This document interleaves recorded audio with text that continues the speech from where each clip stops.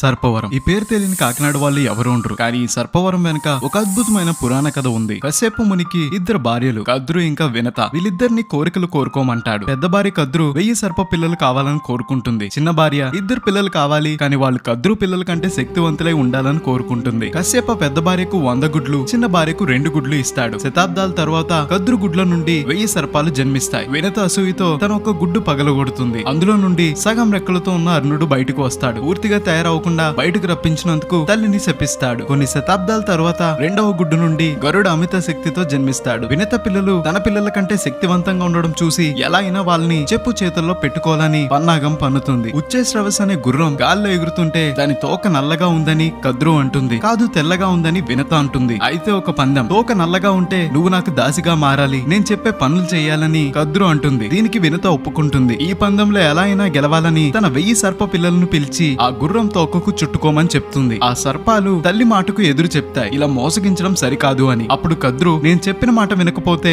మీరందరూ యజ్ఞ మంటల్లో కాలిపోతారని శపిస్తుంది. శాపానికి భయపడి సర్పాలు వెళ్లి గుర్రం తోకను చుట్టుకుంటాయి. తర్వాత వినతికి గుర్రం తోక నల్లగా ఉందని నిరూపించి దాసిలా మార్చేస్తుంది. ఆ 1000 సర్పాల్లో ఆదిశేషుడు కూడా ఉన్నాడు. చేసిన మోసానికి ప్రాయశ్చిత్తంగా తపస్సు చేసుకోవడానికి ఒక ప్రదేశాన్ని వెతుక్కుంటూ ఒక చోటుకు వెళ్తాడు. అక్కడ ఆదిశేషు తపస్సు చేసి విష్ణువుని మెప్పించి తన దోషాన్ని పోగొట్టమని, అలానే తానెప్పుడు విష్ణువుతో ఉండే వరాన్ని ఇవ్వమని కోరుకుంటాడు. అలా విష్ణువు సర్పానికి ఇచ్చిన వరం వల్ల ఈ ప్రదేశం సర్పవరంగా మారిందని నమ్ముతారు. ఈ రీల్ ని కాకినాడ వాళ్ళకి షేర్ చేయడం అస్సలు మర్చిపోకండి. ఇలాంటి మరిన్ని వీడియోస్ కోసం గోదావరి స్టేషన్ ని ఫాలో అవ్వాలి మరి.